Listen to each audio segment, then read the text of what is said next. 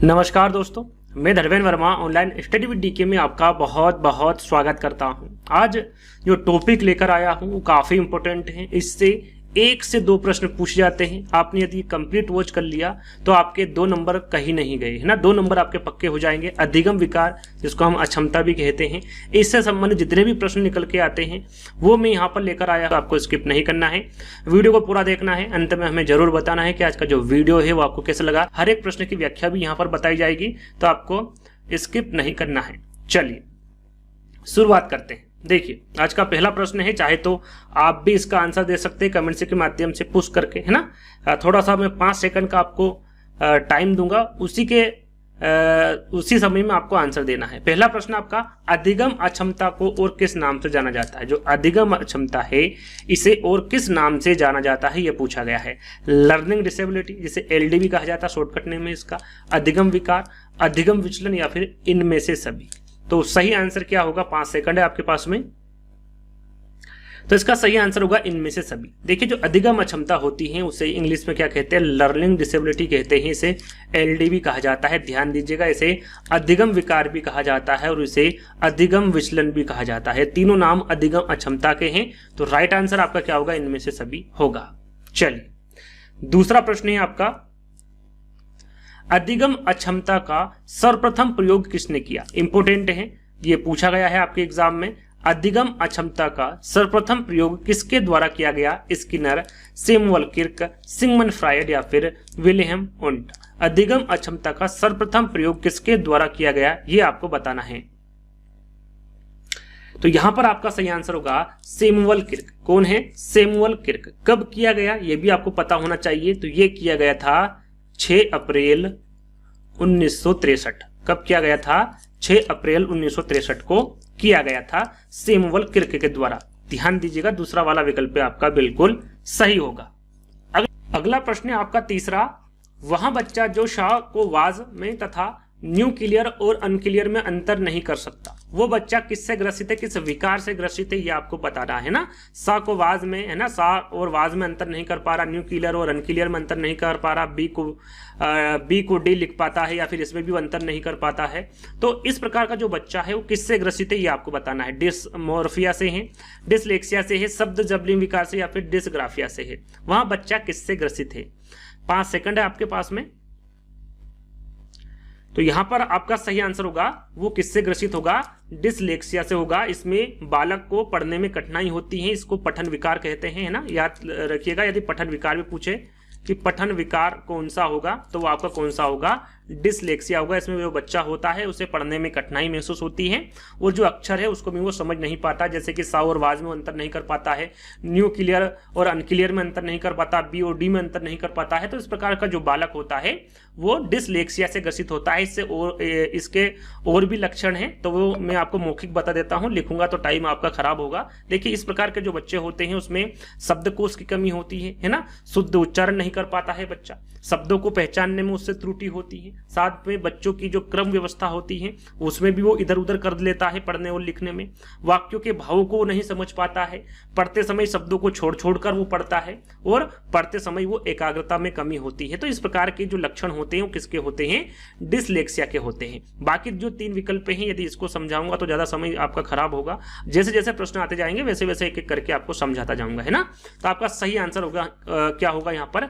Dyslexia होगा, जिसे पठन विकार भी कहा जाता है। यदि इसका दूसरा नाम पूछे कि डिसलेक्सिया को और क्या कहा जाता है, तो इसे पठन विकार भी कहा जाता है, जिसमें बच्चे को पढ़ने में प्रॉब्लम होती है ना। ये आपको समझ में आ गया होगा। तो यहां पर अगले प्रश्न की ओर बढ़ेंगे। अगला प्रश्न है आपका, अधिगम अशक्तता वाले जो बच्चे होते हैं उसकी जो मानसिक विकास मंद होता है, बच्चे निम्न बुद्धि लब्धि वाले होते हैं, बच्चों को एक समान दिखाई देने वाले अक्षरों और वर्णों में भ्रम होता है, या फिर बच्चे दृश्य शब्दों को आसानी से पहचानने और समझने लगते हैं। अधिगम अशक्तता वाले बच्चे क्या होते हैं ना, इसके बारे में आपको यहां पर बताना है। तो सही आंसर क्या होगा आपका? अधिगम अशक्तता वाले जो बच्चे होते हैं, बच्चों को एक समान दिखाई देने वाले अक्षरों और वर्णों में वो भ्रम होता है। जैसे कि उदाहरण के तौर पर हम जाने तो आपका डिसलेक्सिया हो गया, डिसकैलकुलिया होगा, डिसग्राफिया होगा, और भी विकार है, ये सभी अधिगम अशक्तता के अंतर्गत आते हैं। तो यहाँ पर आपका जो सही आंसर होगा वो तीसरा वाला होगा। चलिए, अगला प्रश्न है आपका, छोटे विद्यार्थियों में निम्नलिखित में से कौन सा लक्षण पठन कठिनाई का नहीं। यहाँ पर देखिए पठन कठिनाई का जो लक्षण है वो कौन सा नहीं है, इसके बारे में आपको बताना है। शब्दों और विचारों को समझने में कठिनाई, सुसंगत वर्तनी में कठिनाई, वर्ण और शब्द पहचानने में कठिनाई, या फिर पठन गति और प्रवाह में कठिनाई। यहां पर उस लक्षण को बताना है जो पठन कठिनाई का नहीं है। नेगेटिव प्रश्न पूछा गया है आपसे। तो यहां पर देखिए सुसंगत वर्तनी में कठिनाई, वर्ण और शब्द पहचानने में कठिनाई, पठन गति और प्रवाह में कठिनाई, ये तीनों के तीनों जो हैं ये पठन कठिनाई से संबंधित है, लेकिन शब्दों और विचारों में समझने की जो कठिनाई है ये आपका किससे संबंधित नहीं है, पठन कठिनाई से संबंधित नहीं है। यहां पर जो पहला वाला विकल्प होगा ये आपका बिल्कुल करेक्ट होगा। चलिए छठा प्रश्न है आपका, ऐसे बालक जो मौखिक रूप से सीखने में अक्षम होते हैं। यहां पर देखिए मौखिक रूप से पूछा गया, कभी लिखित रूप से पूछेंगे आपसे, कभी मौखिक रूप से पूछेंगे, कभी पठन विकार पूछेंगे, कभी क्या पूछेंगे, तो सभी एक एक करके आपको यहां पर बताएंगे। मौखिक रूप से पूछे कि ऐसे बालक जो मौखिक रूप से सीखने में अक्षम होते हैं वहां किससे ग्रसित होते हैं, क्या वो अलेक्सिया से होते हैं, अग्रेफिया से होते हैं, अफेजिया से होते हैं, या फिर डिसग्राफिया से होते हैं, किससे होते हैं। तो वो बच्चे किससे ग्रसित होते हैं, 5 सेकंड है आपके पास में, आप भी इसका आंसर दे सकते हैं कमेंट्स के माध्यम से। तो इसका सही आंसर होगा आपका अफेजिया। याद रखिएगा ऐसे बालक जो मौखिक रूप से सीखने में अक्षम होते हैं वहां किससे ग्रसित होते हैं, अफेजिया से ग्रसित होते हैं। किससे, अफेजिया से। या मौखिक रूप से ग्रस्त होते हैं या फिर अपने विचार व्यक्त नहीं कर पाते। पूछा जाता है, याद रखिएगा ये पूछा जाता है कि किस विकार में बच्चा अपने विचार को व्यक्त नहीं कर पाता है, विचार व्यक्त नहीं कर पाना, ये कौन सा विकार है, तो ये भी आपका अफेजिया है। याद रखिएगा ऐसे बालक जो मौखिक रूप से ग्रस्त होते हैं या फिर अपने विचार व्यक्त नहीं कर पाते या फिर भाषा संप्रेषण नहीं कर पाते हैं। भाषा संप्रेषण के बारे में भी पूछा जाता है, भाषा संप्रेषण नहीं कर पाना। याद रखिएगा मौखिक रूप से सीखने में अक्षम, विचार व्यक्त नहीं कर पाते हैं, भाषा संप्रेषण नहीं कर पाते हैं। इस प्रकार के जो बच्चे होते हैं वो किससे ग्रसित होते हैं, तो वो अफेजिया से ग्रसित होते हैं। किससे, अफेजिया से ग्रसित होते हैं। इसके कुछ लक्षण और मैं आपको बता देता हूं। इसमें जो बच्चा होता है वो अटक अटक कर शब्दों का उच्चारण करता है, साथ में अपने विचारों को बोल नहीं पाना, भाषा संप्रेषण में कमी होना जैसे कि मैंने अभी आपको बताया, और भाषा संप्रेषण के समय उचित शब्दों का प्रयोग न कर पाना, यह सभी अफेजिया के लक्षण हैं। ये आपको जो इंपोर्टेंट जानकारी है वो मैं यहाँ पर आपको लिख कर बता रहा हूं, तो इनको अपनी कॉपी में लिख लीजिएगा, नोट्स बना लीजिएगा, है ना। ये सारी की सारी चीजें इंपोर्टेंट है। आगे हम बात करेंगे 7वें प्रश्न की, गतिक कौशल।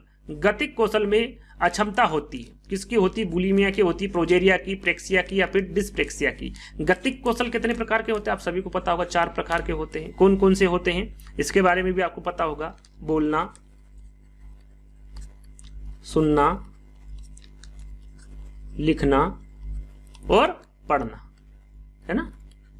ये 4 प्रकार के आपके गतिक कौशल होते हैं। या कह लीजिए कि जो बच्चे को बोलने में, सुनने में, लिखने में, पढ़ने में कठिनाई होती है वो कौन सी अक्षमता है, बुलिमिया है, प्रोजेरिया है, प्रेक्सिया है, या फिर डिस्प्रेक्सिया है। सही आंसर क्या होगा, सही आंसर होगा आपका डिस्प्रेक्सिया, है ना। डिस्प्रेक्सिया का जो बच्चा होता है वो गतिक कौशल की अक्षमता से ग्रसित होता है, या फिर कह सकते हैं कि जो बच्चा डिस्प्रेक्सिया से ग्रसित होता है उसे बोलने में, सुनने में, पढ़ने में और लिखने में समस्या होती है। और ये 4 प्रकार के होते हैं गतिक कौशल, जैसे कि मैंने आपको बता दिया हूं, है ना।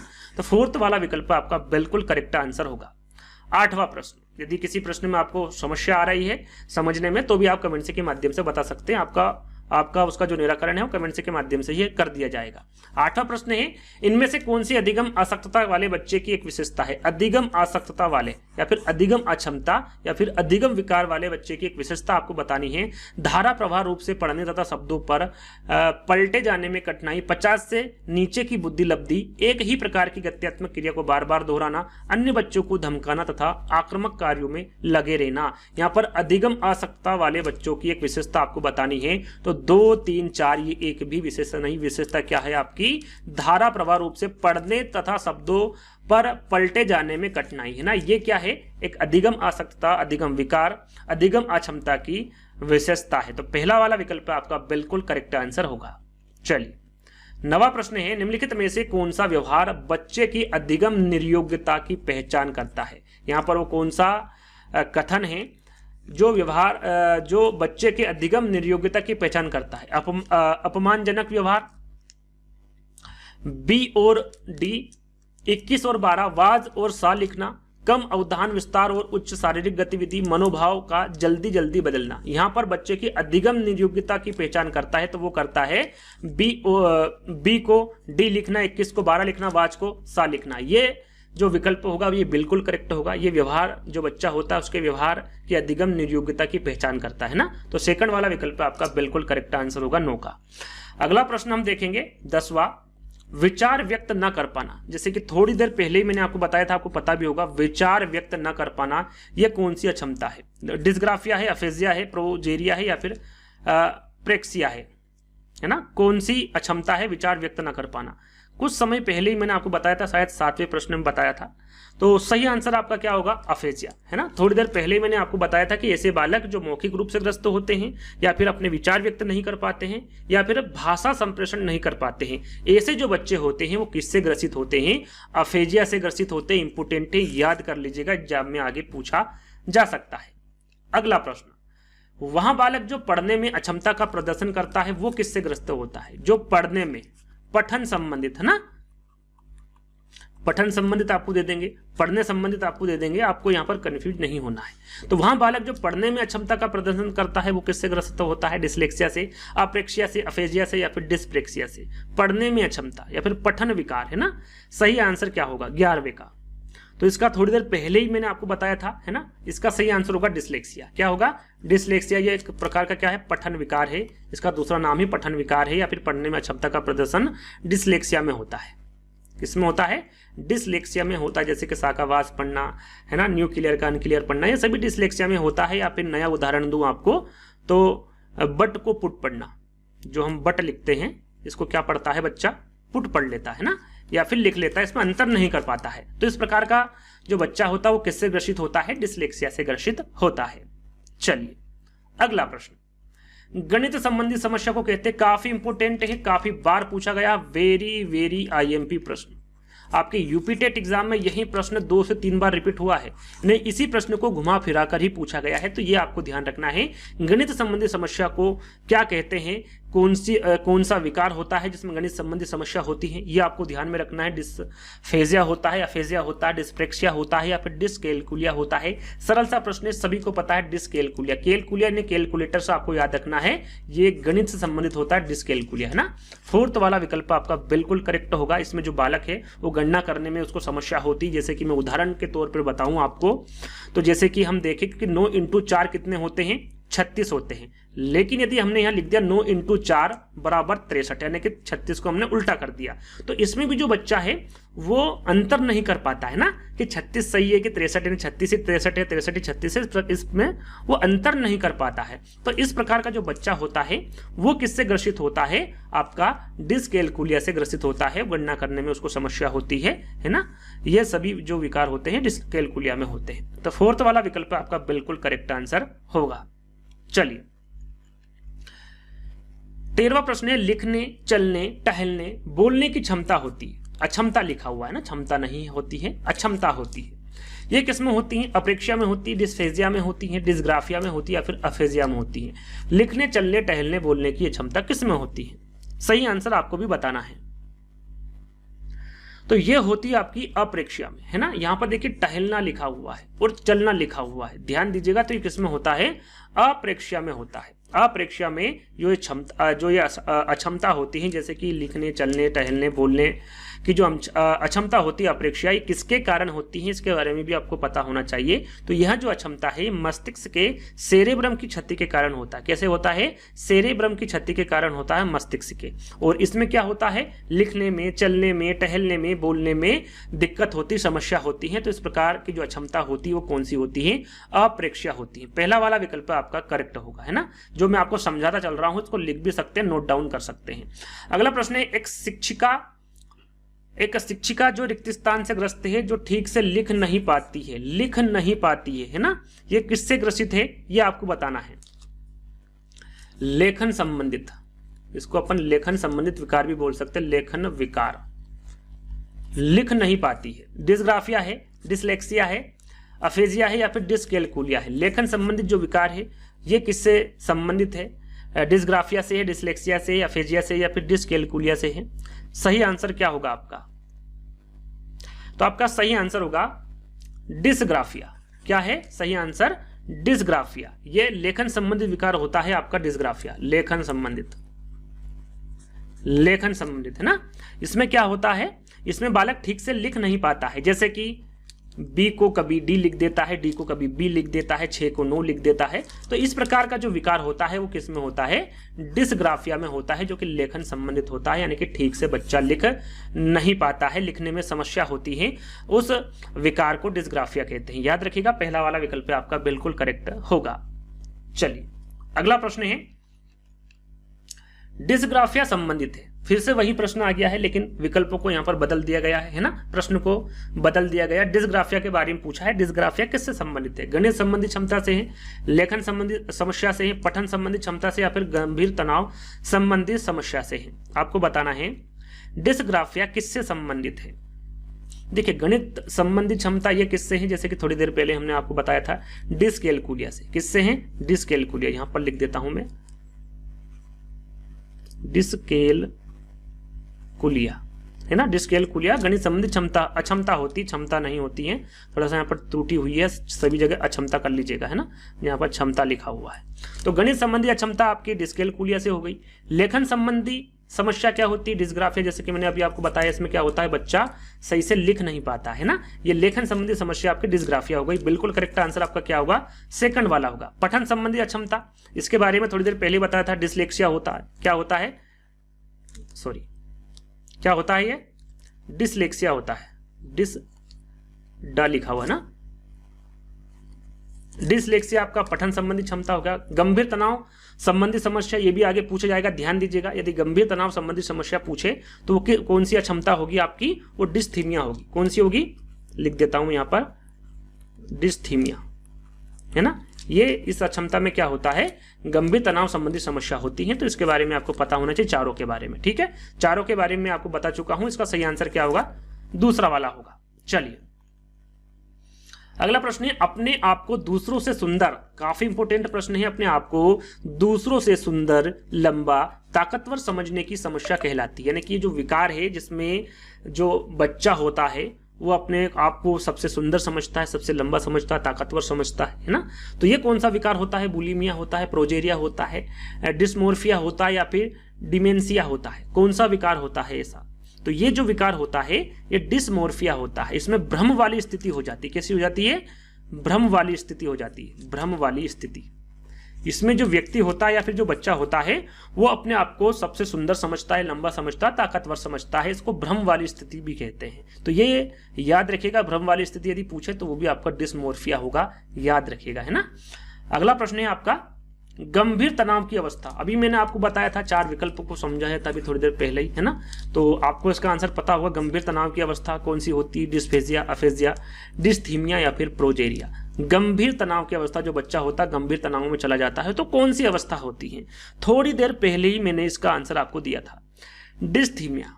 कौन सी होगी? डिस्थीमिया। तीसरा वाला विकल्प होगा, यह गंभीर तनाव की अवस्था होती, गंभीर तनाव की अवस्था। बहुत ही इंपोर्टेंट है, ध्यान दीजिएगा। डिस्थीमिया आपका करेक्ट आंसर होगा। चलिए अगला प्रश्न है, प्रोजेरिया किससे संबंधित है?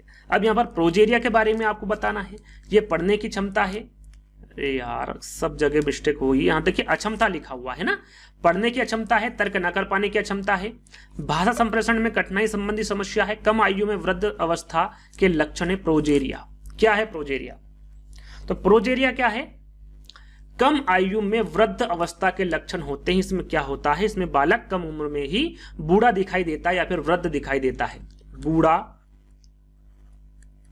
या फिर वृद्ध, है ना। ये जो अवस्था होती है ये कौन सी होती? प्रोजेरिया होती है। इसमें कम उम्र में ही जो बच्चा होता है वो बूढ़ा या फिर वृद्ध दिखाई देता है ना। याद रखिएगा, प्रोजेरिया किससे संबंधित है? कम आयु में वृद्ध अवस्था के लक्षण होते हैं, उसे प्रोजेरिया कहते हैं।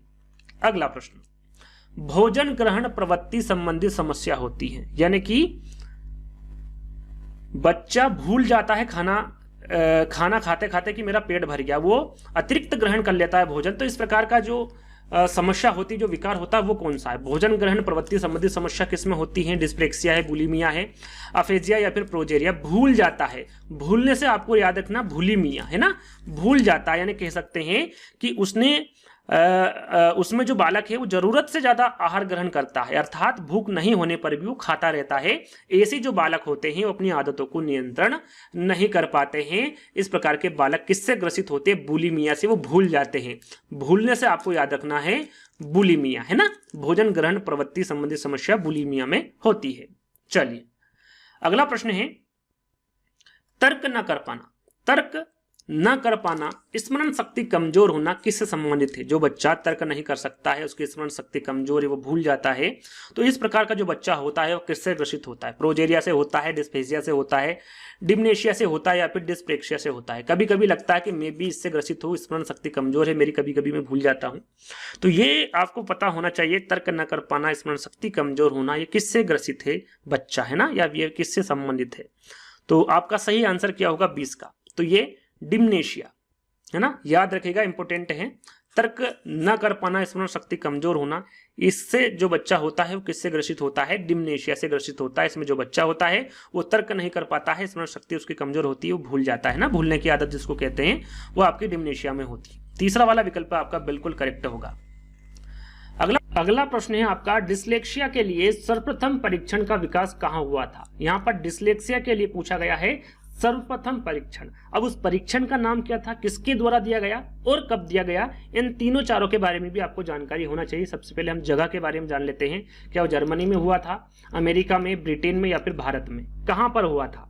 तो ये हुआ था आपका अमेरिका में। कहां हुआ था? अमेरिका में। कब हुआ था? 1973 में। कब हुआ था? 1973 में। किसके द्वारा किया गया था? तो ये किया गया था का फिजिशियन, ये फिजिशियन थे करने वाले, फिजिशियन है ना, कौन थे? Physician Elena border. Physician Elena border 1973 में अमेरिका में इन्होंने डिस्लेक्सिया के लिए सर्वप्रथम परीक्षण का विकास किया था। अब उस परीक्षण का नाम क्या था? यदि उस परीक्षण का नाम याद रखना चाहे तो रख सकते हैं। परीक्षण का नाम था बोर्ड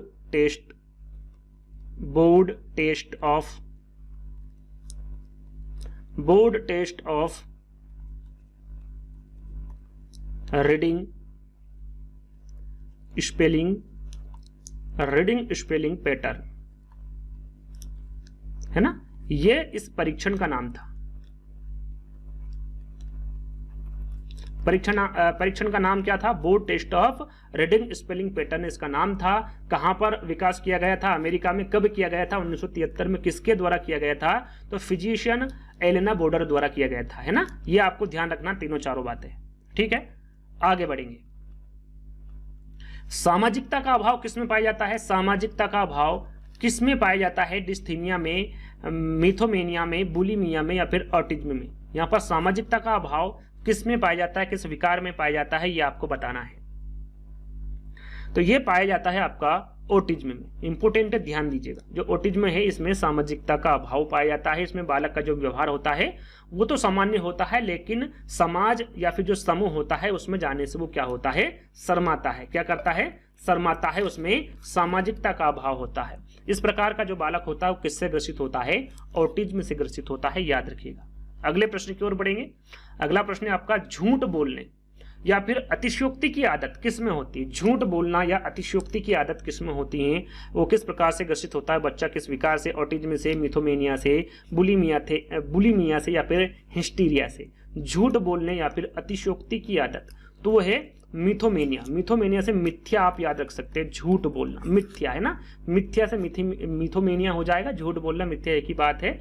या फिर अतिशयोक्ति की जो आदत होती है वो मिथोमेनिया में होती है, याद रखिएगा। सेकंड वाला विकल्प आपका बिल्कुल करेक्ट होगा। अगला प्रश्न, और काफी इंपोर्टेंट प्रश्न है। इस प्रकार के प्रश्न आपके एग्जाम में हाल ही में पूछे गए हैं। एक बच्ची लिखाई में निरंतर कठिनाई का सामना करती है। उसे अक्षर बनाने और शब्दों के बीच अंतर करने में चुनौती महसूस होती है।